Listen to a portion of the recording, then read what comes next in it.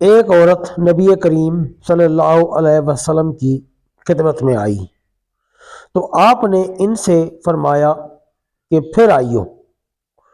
اس نے کہا اگر میں آؤں اور آپ کو نہ پاؤں تو گویا وہ وفات کی طرف اشارہ کر رہی تھی۔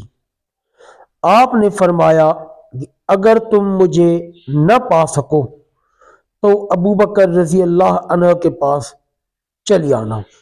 صحیح بخاری حدیث نمبر 3659۔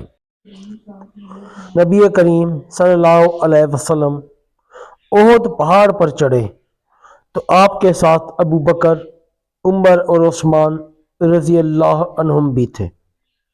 پہاڑ لرزنے لگا تو آن حضرت صلی اللہ علیہ وسلم نے اپنے پاؤں سے اسے مارا اور فرمایا احد ٹھہرا رہ کہ تجھ پر ایک نبی، ایک صدیق اور 2 شہید ہی تو ہیں۔ صحیح بخاری حدیث نمبر 3686۔ نبی کریم صلی اللہ علیہ وسلم نے اپنی صاحبزادی فاطمہ رضی اللہ عنہما کو اپنے اس مرض کے موقع پر بلایا جس میں آپ کی وفات ہوئی۔ پھر آہستہ سے کوئی بات کہی تو وہ رونے لگیں۔ پھر آن حضرت صلی اللہ علیہ وسلم نے انہیں بلایا اور آہستہ سے کوئی بات کہی تو وہ ہنسنے لگیں۔